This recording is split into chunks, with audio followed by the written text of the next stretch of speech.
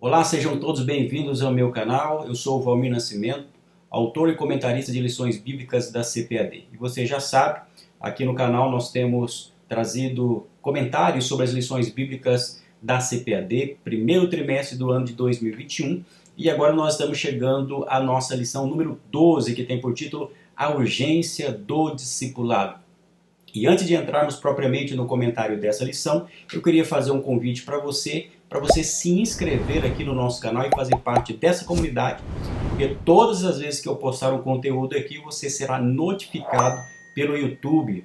E também, fazendo isso, você nos motiva, você nos inspira e você nos ajuda a continuar produzindo aqui conteúdo de qualidade para você que gosta de cultura e gosta de teologia. Então vamos para mais uma lição bíblica, lição número 12.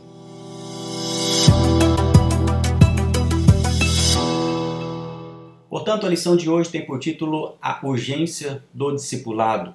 O texto áureo diz assim: Portanto, ide, ensinai todas as nações, batizando-as em nome do Pai, do Filho e do Espírito Santo. Mateus 28, 19. A verdade prática.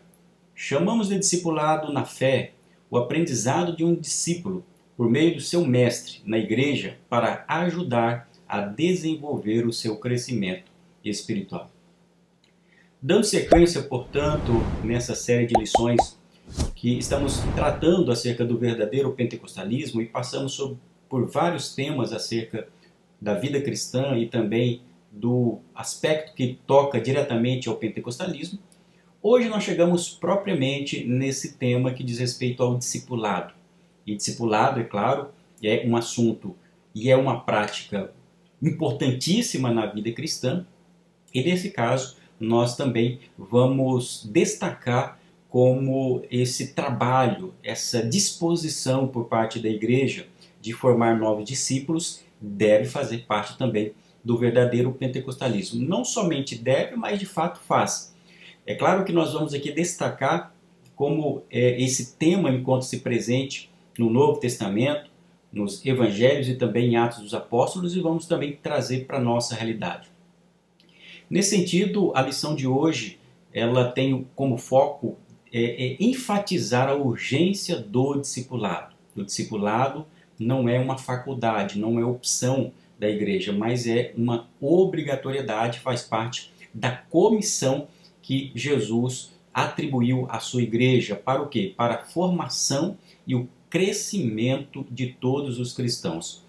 Nós iremos refletir sobre os 3 fundamentos do discipulado bíblico. São eles a palavra, a comunhão e o serviço. Esses 3 elementos, essa tríade, formam o discipulado bíblico. E por fim, destacaremos também a importância do discipulado para o crescimento sadio da igreja. O primeiro tópico tem por título o que é discipulado. Nós sabemos que essa palavra discipulado, ela advém de uma expressão bíblica que é discípulo, ou seja, é um aprendiz, é um aluno, é um estudante, alguém que se submete aos ensinos de um determinado mestre. E nos evangelhos nós vamos aprender que Jesus é o mestre por excelência e ele vocaciona, e ele chama diversas pessoas para que pudessem segui-los. E esses seguidores de Jesus são os seus discípulos, como nós vamos ver em várias passagens do Novo Testamento e, nesse caso, nos Evangelhos. Se um discípulo é alguém que aprende, alguém que caminha com o seu mestre e recebe instruções, orientações para que possa seguir os passos do seu mestre, quando nós falamos sobre discipulado, e nesse caso de discipulado cristão, nós estamos falando do provimento de ensino básico para todo aquele que segue a Cristo. Isto é, todo aquele que é cristão, ele precisa ser discípulo de Jesus e deve, por consequência, passar por um processo de discipulado. Visando o quê? Visando o seu desenvolvimento espiritual, visando o seu crescimento na caminhada cristã, visando, sobretudo, a sua edificação. Veja que o discipulado não é uma faculdade, não é opção da igreja. O discipulado faz parte da grande comissão que Jesus atribuiu à sua igreja. Veja o que está escrito em Mateus 28:19. Ide, portanto, fazei discípulos de todas as nações, batizando-as em nome do Pai e do Filho e do Espírito Santo, ensinando-as a guardar todas as coisas que vos tenho ordenado. E eis que estou convosco todos os dias até a consumação dos séculos. Veja aqui como Jesus atribui aos seus discípulos o papel ou a tarefa de formar outros discípulos. É claro que essa formação dos discípulos, ela encontra-se vinculada com o ID, que é anunciar o Evangelho. Mas o discipulado ele envolve mais especialmente o processo seguinte ao anúncio do Evangelho, que é exatamente o processo de ensino. Veja que aqui nesse verso, Jesus diz, ensinando-os, ensinando quem? Os discípulos a guardar todas as coisas que vos tenho ordenado. E na medida que olhamos para os evangelhos e percebemos a forma como Jesus adotava para ensinar os seus discípulos, e também a igreja primitiva adotou para instruir os novos crentes, nós percebemos que o discipulado ele envolve, primeiramente, ensino, ou seja, repassar conteúdos e instruções necessárias sobre a verdade da parte do Senhor, e também doutrina. Lá em Atos dos Apóstolos, no capítulo 2, versículo 42, o texto diz assim, e perseveraram na doutrina dos apóstolos, e na comunhão, e no partir do pão, e nas orações. Veja que a Bíblia diz que eles perseveraram na doutrina. E doutrina aqui diz respeito aos ensinamentos que eram repassados pelos discípulos. E de onde esses discípulos retiraram essas doutrinas? Eles retiraram aprendendo com Jesus, já que eles foram discípulos de Jesus, mas também retirando do Antigo Testamento, dos textos bíblicos que estavam disponíveis a eles naquela circunstância. Então, o discipulado ele envolve primeiramente um ensino, uma instrução, uma doutrinação das verdades bíblicas, mas envolve também um estilo de vida, uma prática de vida condizente com esses ensinamentos. Isso significa que discipulado ele envolve esses dois elementos, envolve ensino, para que a pessoa possa compreender as verdades da fé cristã, mas envolve também um estilo de vida e uma prática consentânea com essas verdades que são ensinadas. E no segundo tópico, o comentarista fala sobre o tripé do discipulado, que envolve palavra, comunhão e serviço. Isto é, um bom discipulado ele envolve o ensino das Sagradas Escrituras, ele envolve a comunhão e também o serviço, isto é, a diaconia. Comecemos pelo ensino da palavra. O discipulado ele se estabelece, ele é fundamentado prioritariamente pelo ensino das Sagradas Escrituras. Veja o que Jesus disse lá em Mateus capítulo 22 e o verso 29. Errais, não conhecendo as Escrituras, nem o poder de Deus. Sabemos nós que dentro do pentecostalismo a experiência, a vivacidade, são elementos que compõem a nossa tradição e a nossa forma de nos expressar, mas também valorizamos o ensino das Sagradas Escrituras, ou seja, conhecer a revelação especial de Deus, que é a Bíblia. Já estudamos em lições anteriores sobre o nosso compromisso do princípio da Reforma Protestante, que é o princípio do sola scriptura. E ao falarmos sobre discipulado, nós estamos falando, num primeiro momento, em ensinar as Escrituras a todo aquele que confessa Jesus como Senhor e Salvador da sua vida. O caminho da fé cristã, para conhecermos as verdades da fé cristã, começa pelo ensino da Palavra de Deus. Isso encontra-se muito presente em Atos dos Apóstolos, já que Atos dos Apóstolos, para nós, é um livro referencial acerca de vida pentecostal e de doutrina pentecostal, nós vamos também extrair de Atos dos Apóstolos o compromisso dos primeiros cristãos da igreja primitiva com o ensino das Sagradas Escrituras. Tanto o ensino das Sagradas Escrituras, mas também o fato que eles demonstravam que conheciam a palavra de Deus. Você se lembra que quando o apóstolo Pedro, no dia da descida do Espírito Santo, ali no capítulo 2 de Atos dos Apóstolos, o apóstolo Pedro, após aquilo, ele começa a explicar aquele fenômeno, vinculando aquele episódio ao cumprimento da profecia de Joel. Isto significa que Pedro era um conhecedor, ele versava sobre as Sagradas Escrituras, ele tinha conhecimento das Sagradas Escrituras. E nós vemos várias outras passagens em Atos dos Apóstolos que fica evidente o conhecimento bíblico por parte dos primeiros discípulos, por parte da igreja primitiva.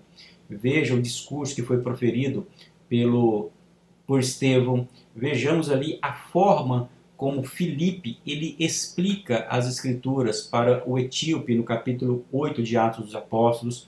Nós vamos ver o conhecimento amplo acerca das Escrituras que o apóstolo Paulo tinha, enfim. Então, a igreja primitiva era uma igreja que conhecia as Sagradas Escrituras, isto é, o Antigo Testamento. E todo o processo de formação e de crescimento da igreja primitiva, ela partiu exatamente desse ensino sistematizado, dessa doutrina dos apóstolos. Volto a dizer, doutrina dos apóstolos ali nada mais é do que esse processo educativo, esse processo pedagógico que eles aplicavam em relação à igreja do Senhor. Veja como a igreja primitiva priorizava o ensino da palavra. Nessa passagem que está em Atos, no capítulo 6, do versículo 1 ao versículo 4, que diz assim: Ora, naqueles dias, crescendo o número dos discípulos, houve uma murmuração dos gregos contra os hebreus, porque as suas viúvas eram desprezadas no ministério cotidiano. E os 12, convocando a multidão dos discípulos, disseram: Não é razoável que nós deixemos a palavra de Deus e sirvamos as mesas. Escolhei, pois, irmãos, dentre vós, 7 homens de boa reputação, cheios do Espírito Santo e de sabedoria, aos quais constituamos sobre este importante negócio. Mas nós perseveraremos na oração e no ministério da palavra. Vejam aqui o cuidado que os discípulos, os 12 discípulos, os apóstolos tiveram quando a igreja começou a crescer.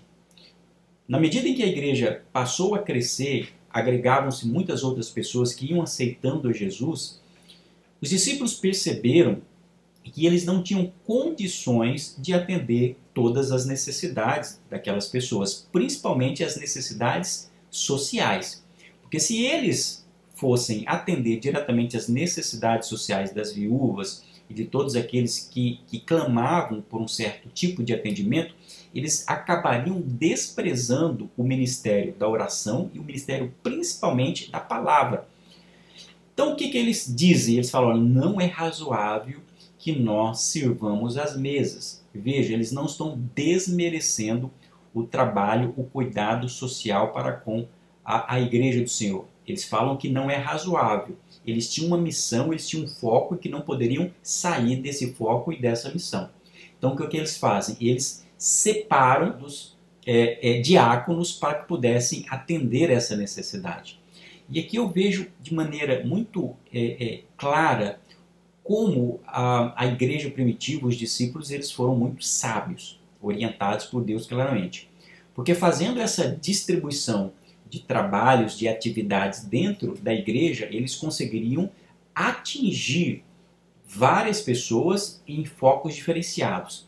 Eles continuariam exercendo o ministério da oração e o ministério da palavra, e ao mesmo tempo eles também atenderiam às necessidades sociais através da diaconia, através do serviço, que também é um elemento importantíssimo que veremos logo na sequência do discipulado.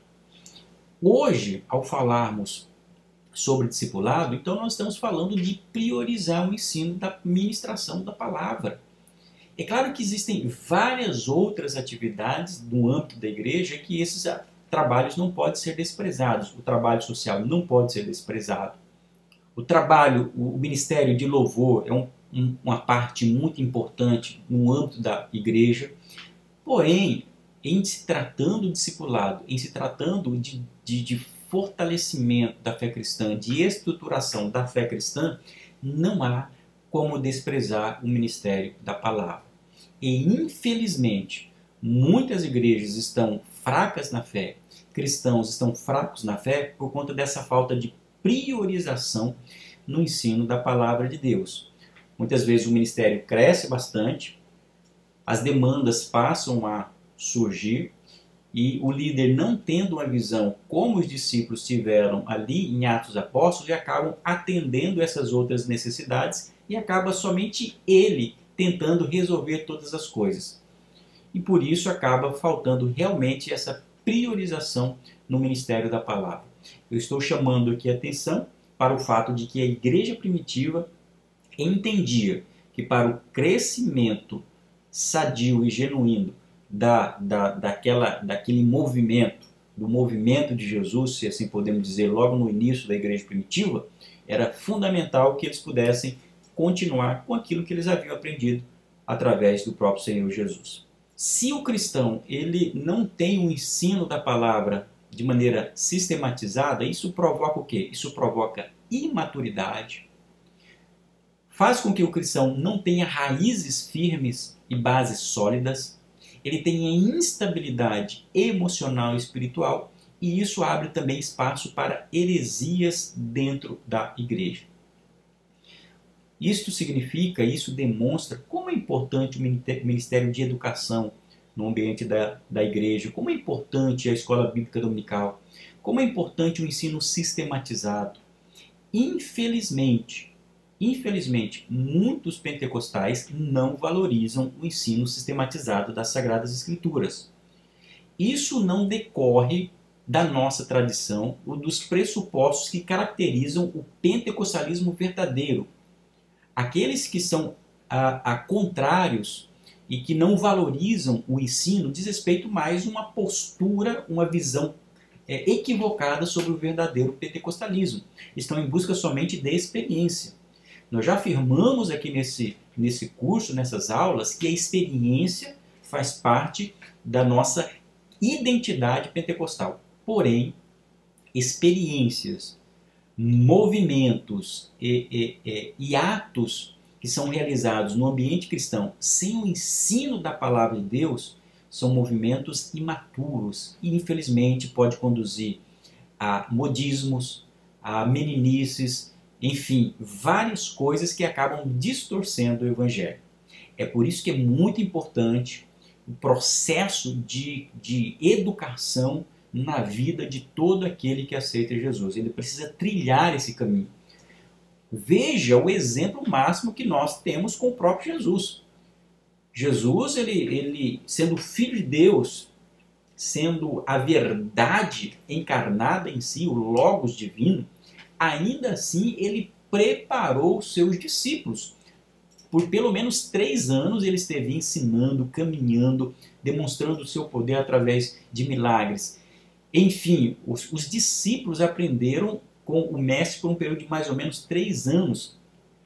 E se os discípulos aprenderam com Jesus, significa também que hoje, na atualidade, uma pessoa que aceita Jesus, ela precisa também passar por um processo de desenvolvimento para entender as raízes da sua fé. Porque senão ele será levado por qualquer vento de doutrina, ele vai ter uma fé frágil, ele vai estar suscetível a heresias, e nós sabemos que desde quando Jesus estabeleceu as bases do seu ministério e depois pela igreja primitiva, as seitas e heresias tentam de algum modo introduzir os seus princípios, desnaturando a missão cristã e as verdades da fé cristã, quanto mais nos dias atuais. Ou seja, quando nós preparamos um cristão do ponto de vista do seu discipulado, nós estamos estabelecendo as bases da sua fé. Veja o que o escritor aos Hebreus escreve no capítulo 5, do versículo 12 da sua epístola. Ele diz: porque devendo já ser mestres pelo tempo, ainda necessitais de que se vos torne a ensinar quais sejam os primeiros rudimentos das palavras de Deus. E vos haveis feito tais que necessitais de leite, e não de sólido mantimento. O que o escritor aos Hebreus está fazendo aqui é chamando atenção para cristãos que não passaram por um discipulado, que deveriam ter passado por um discipulado. O apóstolo aqui, ou melhor, o escritor aos Hebreus, ele está tratando certamente com pessoas que já tinham um certo tempo na sua caminhada cristã, mas não tinham condições de receber um alimento sólido. Ou seja, eles não tinham condições de compreender as coisas mais profundas da fé cristã. Eles estavam necessitando aquele leitinho, aquela papinha, coisa que criança que toma, um recém-nascido, aqueles que estão ainda no período da sua infância. Ora, o leite e essa papinha, aquele conteúdo mais básico, ou aquilo que o escritor aqui chama de rudimentos da fé, uma pessoa tem logo no início da sua caminhada cristã. Depois de algum tempo, ele deve ter a estrutura necessária para receber um alimento mais sólido, um alimento mais consistente, um alimento que vai dar sustância, como nós utilizamos aqui no Brasil, para a vida dele. Mas se ele não passou por esse processo de crescimento logo no início da sua caminhada cristã, ele vai ter déficits com relação ao conhecimento das verdades espirituais, e também isso vai afetar a forma como ele desenvolve a sua espiritualidade. Então aqui é um ponto, é um alerta que nós fazemos para a comunidade cristã. Será que nós, como pentecostais, estamos honrando esse legado de discipulado da igreja primitiva, fortalecendo as bases daqueles que aceitam a Jesus? Uma pessoa aceitou Jesus hoje. Qual o programa que nós temos para essa pessoa que aceitou Jesus, para um novo convertido, para ela buscar o amadurecimento espiritual? Se temos uma escola bíblica bem formada, graças a Deus por isso. Existe um programa de formação de desenvolvimento para ela, existe um acompanhamento para essa pessoa, existe um grupo na igreja que faz um trabalho de acompanhamento desse novo convertido, porque não é somente aqui ensinar do ponto de vista cognitivo, mas é também ter o acompanhamento, como veremos, que faz parte da comunhão. Então, o primeiro elemento do tripé do discipulado é o ensino da palavra. O segundo elemento do discipulado é a comunhão. Da mesma forma que a igreja primitiva estava preocupada com o ensino das Sagradas Escrituras, com a palavra de Deus, a igreja primitiva também estava preocupada com a comunhão, porque a Bíblia diz que eles tinham tudo em comum. A Bíblia diz lá no versículo 42 do capítulo 2, e perseveraram na doutrina dos apóstolos, como eu já havia lido, e na comunhão. E comunhão aqui, no grego, é koinonia, é um compartilhamento. Compartilhamento não somente de bens, mas também um compartilhamento de vida, de propósito. Ou seja, eles viviam realmente uma comunidade, que tinham uma visão em comum e que tinham tudo em comum. E é interessante aqui que o que movia essa igreja primitiva, essa koinonia, era exatamente o amor, não há dúvida nisso. Não é somente um processo social de junção social. À medida em que essas pessoas iam aceitando Jesus, faziam parte do corpo de Cristo, da igreja do Senhor, eles se sentiam pertencentes àquela comunidade. Aqui está um elemento que eu chamo a atenção. O novo convertido, quando ele aceita Jesus, ele precisa se sentir participante, ele precisa ter essa convicção de pertencimento ao corpo místico de Cristo, que é a igreja invisível, mas não somente isso, é pertencer a uma determinada comunidade, ser apoiada em relação às suas necessidades, em relação às suas dúvidas. Isso faz parte do discipulado. E é interessante que essa koinonia, essa comunhão que existia ali na igreja primitiva, levava aquelas pessoas a depositarem os bens dela, os bens que elas possuíam, aos pés dos discípulos, e a Bíblia diz que eles tinham tudo em comum. Agora eu abro aqui um parênteses para esclarecer acerca desse dessa expressão que eles tinham tudo em comum. Algumas pessoas defendem que essa passagem bíblica estaria se referindo a um comunismo, um proto-comunismo ali na igreja primitiva, dizendo que os primeiros cristãos praticavam um tipo de comunismo. Não é verdade isso, não é verdade. Comunismo é um sistema, é uma ideologia econômica e também política que tem pressupostos que são completamente contrários ao pensamento cristão. O comunismo, nós bem sabemos, ele partiu do materialismo dialético de Karl Marx e que conduziu para vários equívocos dentro da sociedade. A priori e como ponto de partida, o comunismo ele é ateísta. Tanto é assim que ao longo da história nós vemos exemplos de vários regimes comunistas que mataram milhares e milhares de cristãos, por conta exatamente desse pressuposto do ateísmo. Então não há como fazer uma vinculação entre comunismo e cristianismo. E ali, na igreja primitiva, a Bíblia diz claramente que eles depositavam os bens aos pés dos discípulos. Isso não se adequa ao comunismo, porque no comunismo a pessoa não tem propriedade privada. Tudo pertence ao Estado, ela é obrigada a entregar os seus bens. Aliás, ela nem entrega, é o Estado que toma os seus bens. Ali na igreja primitiva, os crentes eles não eram obrigados, eles eram tocados pelo Espírito Santo e elas, pertencentes àquela comunidade, elas tinham aquela propriedade privada, mais um elemento aqui. Na igreja primitiva eles tinham a sua propriedade privada, enquanto no comunismo não existe propriedade privada, tudo pertence ao Estado. Ali em Atos dos Apóstolos eles entregavam aquilo que tinham aos discípulos e os discípulos entregavam, faziam, enfim, a gestão, repartiam conforme as necessidades.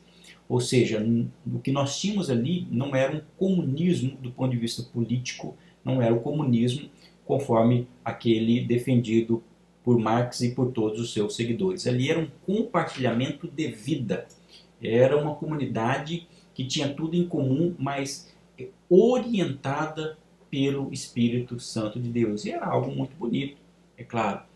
Para nós hoje a realidade é completamente diferente, é claro, nós vivemos uma sociedade completamente distinta daquela que era uma sociedade agrária, e agora nós vivemos uma sociedade pós-industrial, industrializada, em período altamente tecnológico nos dias em que nós estamos vivendo. Então o contexto social é completamente distinto. Porém, o princípio permanece o mesmo. O princípio da comunhão, desse relacionamento, dessa vida em comunidade. Se ali eles tinham tudo em comum, se viviam em comunidade, a coinonia deve se fazer presente nos nossos dias. Isto é, uma pessoa, quando aceita Jesus, ela precisa se sentir, portanto, amada pelas demais. Nós temos um grande desafio, aliás, é um grande desafio das igrejas pentecostais, que muitas vezes são igrejas muito grandes. As primeiras igrejas pentecostais começaram como igrejas pequenas, igrejas menores, igrejas de 100, 200 membros. Hoje nós temos igrejas de 1.000, 2.000, 3.000, 10.000 pessoas de congregações e por aí vai. Se a liderança, se nós não tomarmos cuidado, os membros, os novos convertidos acabam se perdendo, acabam se diluindo, perdem a própria identidade dentro desse grande contingente de pessoas.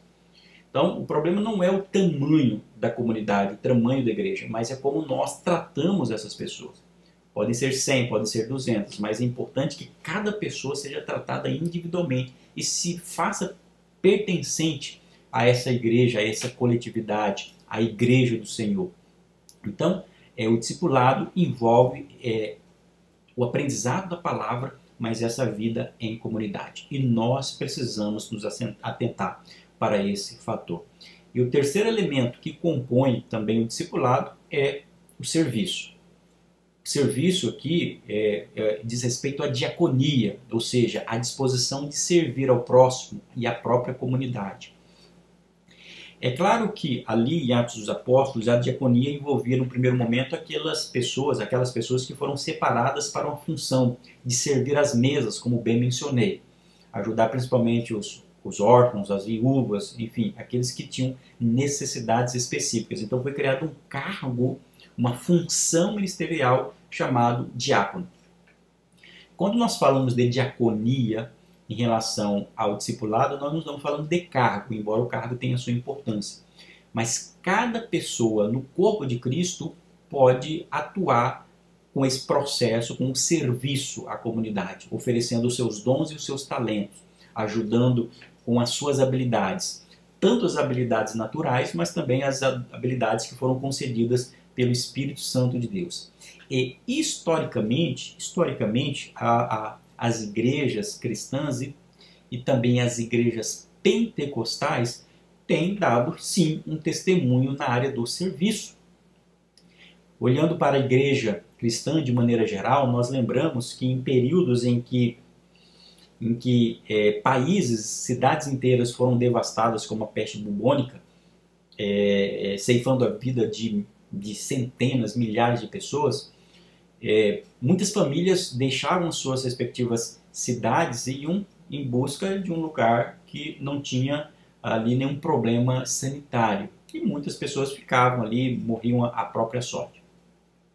Historicamente, diz-nos os relatos históricos que os cristãos ficavam nessa cidade para dar o atendimento de saúde, para dar o acompanhamento e, se morresse, dar um enterro digno para essas pessoas. E não somente isso, muitas escolas, muitos hospitais, muitos centros de atendimento, de reabilitação a usuários de drogas e de álcool foram iniciadas, essas iniciativas foram impulsionadas por igrejas cristãs.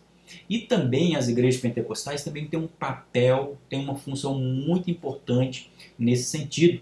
Alguém pode dizer assim que os pentecostais estão preocupados somente com poder, com manifestações